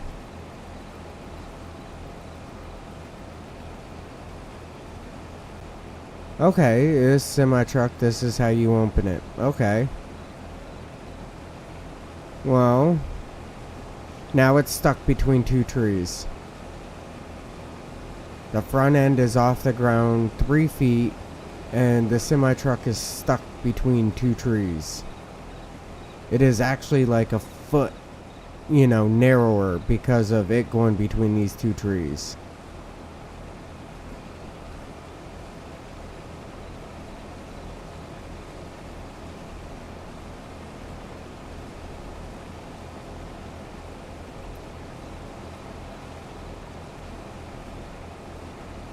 Now it is changed.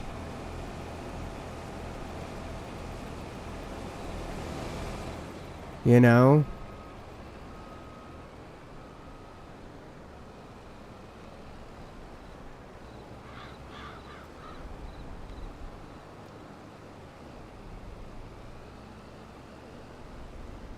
From there, what I would say, get the K-tool. I'd tell them to get the K-tool. The saw. And when they say, why, what are we going to do? I'm going to tell them that they're going to go up onto the catwalk and cut a hole right through the bunk and go in the back.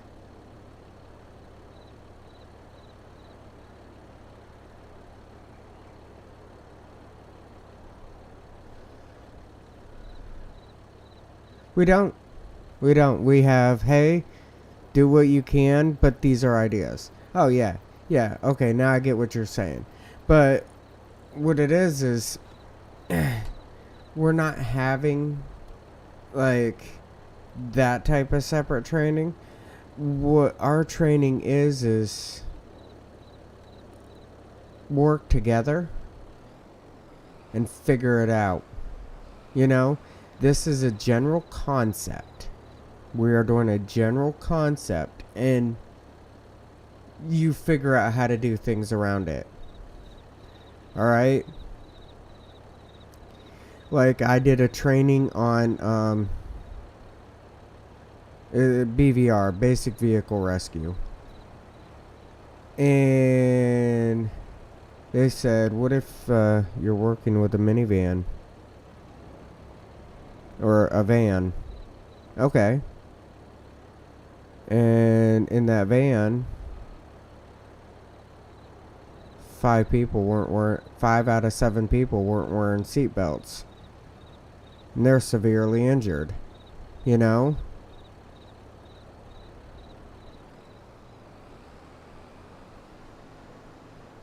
Oh yeah, I spent years over the road. But they said, how would you get all 5 of the people out? And everybody's like throwing up all these ideas, okay? Well, first of all, we gotta assess the risk and stuff like that. After we're assessing the risk of it all, then we gotta, find out who's most in danger, whatever, and all this. And take them out one at a time. Guy goes, okay. I got a question. And we're like, okay, what's that? He goes, how about you take all 5 out at the same time? Well, how would you do that? He's like, you cut this pillar right here, you cut this pillar right here, you cut this pillar right here. Now do the same exact thing on the opposite side, And this is after we had all the cribbing and everything like that under it. And we cut all 6 pillars on it and had the cribbing and everything like we should and had it up. And we cut the entire roof off of the van and slid the entire roof out from underneath the van. And he's like, Now that's how you pull 5 people out at once.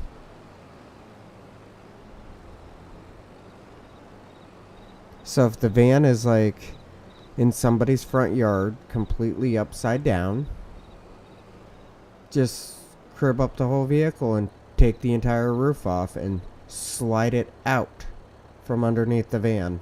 You got all 5 people.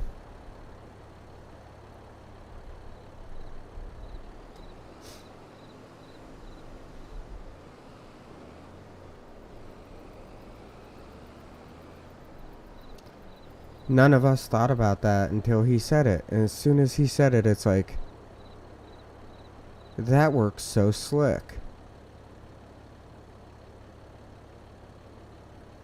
That was so amazing. He's like, yeah. And he's like, y'all done it in like 10 minutes. Could you imagine how long it would take to take each person out?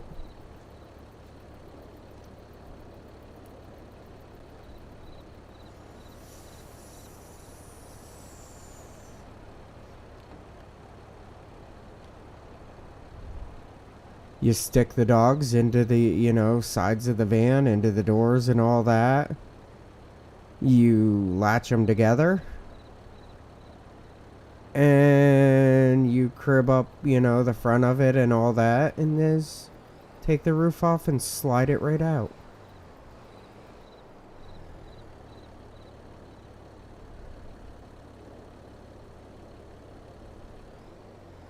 We rolled the dash on a car.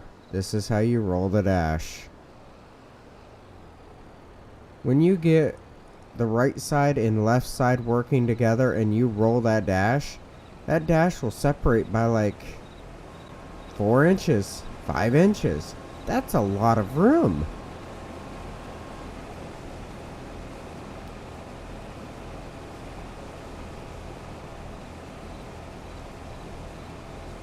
I was highly impressed how we were doing all this.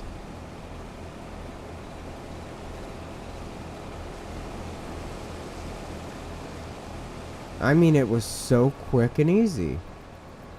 And like I said, we had fun with it.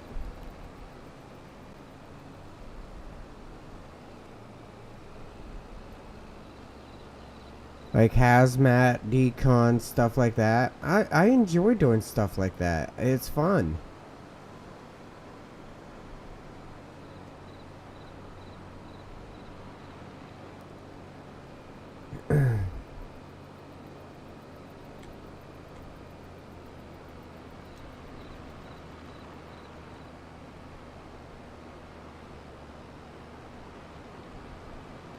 Going into structure fires, whatnot. I mean, the training for it is so fun.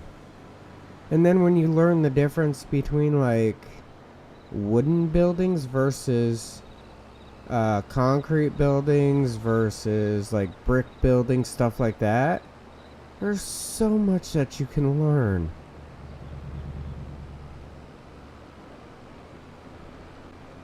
I went into a fire that was in a wooden house. That's where I got my certification, was in a wooden house. And they said that they wanted the house burnt right to the ground. Okay, no problem. We can do that. But in the process of doing it, it was a complete learning experience. What we did was we kept the walls, the exterior walls, soaked the entire time. And then when the fire, when we were done with inside the building, and we all moved to the outside, whatever, to just finish it off, what happened was, because we kept the outside so wet all the time, it stayed cool. The inside burned out, and the outer walls just fell in on top of the, basement.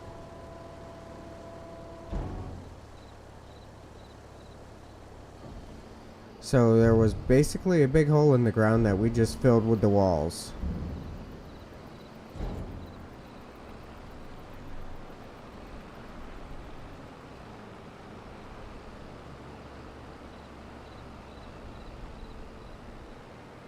We made a really big fire pit. I thought it was awesome.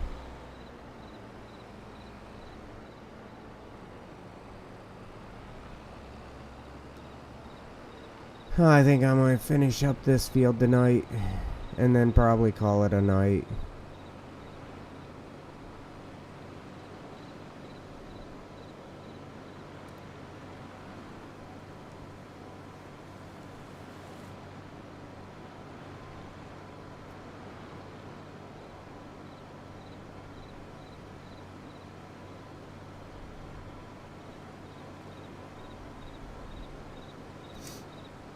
So close to being done with it. Get a couple extra bucks off of this one. And then start on the next.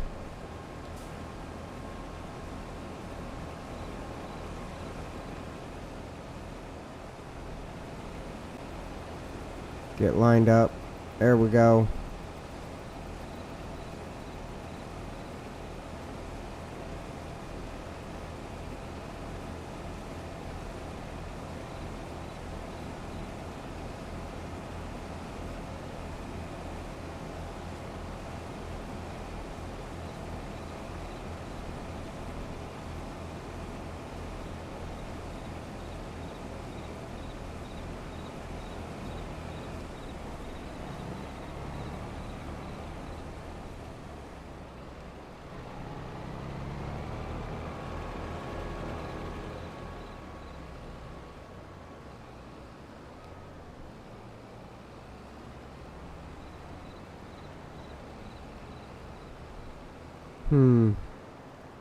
You know, honestly, I still got quite a ways on this, so I'm probably going to just jump off.